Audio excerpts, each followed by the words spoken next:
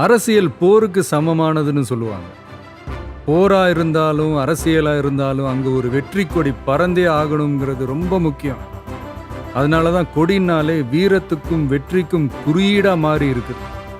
நம்ம கட்சி கொடியை பத்தி யோசிச்சப்ப நமக்கு என்னெல்லாம் தோணுச்சுங்கிறத உங்ககிட்ட பகிர்ந்துக்கத்தான் இந்த பதிவு. நம்ம கொடியில மேலையும் கீழையும் இருக்கிறது அடர் ரத்த சிவப்பு நிறம், அதாவது மெரூன் கலர். பொதுவாகவே சிவப்பு நிறம் புரட்சியின் குறியீடு. அந்த கேட்டகரியில வர மெரூன் கலர் எல்லாரோட கவனத்தையும் பளிச்சுன்னு ஈஸியா ஈர்க்கிற ஒரு நிறம். கட்டுப்பாட்டை குறிக்கிற கலர், பொறுப்புணர்வை சொல்ற கலர், சிந்தனை திறனை சொல்ற கலர், செயல் தீவிரத்தை சொல்ற கலர். அப்புறம் நம்ம கொடியோட நடுவுல இருக்கிறது மஞ்சள் நிறம்.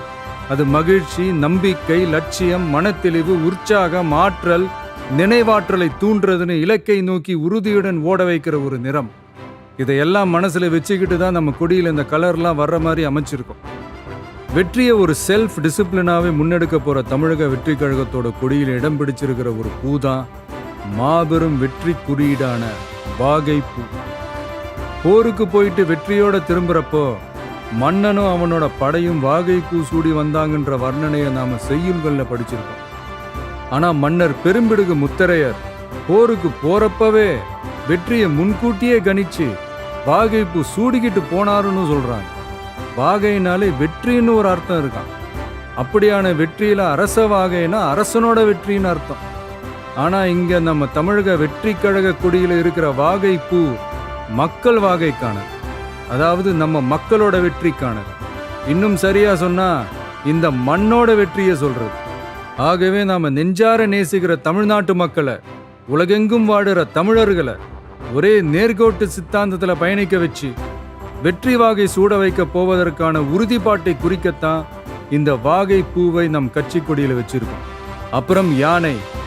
மிகப்பெரிய பலத்தை சொல்லணும்னா யானை பலம்னு சொல்லுவாங்க. தன் நிறத்திலும் குணத்திலும் உருவத்திலும் உயரத்திலும் எப்பவுமே தனித்தன்மை கொண்டதுதான் யானை. அதுலயும் குறிப்பா போர் யானை தன்னிகரற்றது. போர் தந்திரம் பழகிய யானைங்க எதிரிகளோட தடைகளையும் படைகளையும் சுத்தி வளைச்சு துவம்சம் செய்யறதுல கில்லாடிங்க. தன்னோட முன்னங்கால்களை தூக்கிக்கிட்டு தும்பிக்கையை மேல தூக்கி பிளிரிக்கிட்டே ஓடி வந்து எதிரிகளை போர்க்களத்துல பீதி அடைய வச்சு பின்னங்கால் பிடரியில அடிக்க அலறிக்கிட்டே ஓட வைக்கும். அப்படிப்பட்ட போர் முனையில இருக்கிற பலமான இரட்டை போர் யானைங்க தான் தமிழக வெற்றி கழகத்தோட கொடியில இருக்கு. இந்த இரட்டை போர் யானைங்க எவ்வளவு பெரிய மதம் பிடிச்ச யானைகளையும் கண்ட்ரோல் பண்ணி வழிக்கு கொண்டு வர்ற வல்லமை பெற்ற கும்கி யானைங்க மாதிரி தான் யாரும் விரிவா விலைக்கு சொல்ல வேண்டுமா என்ன?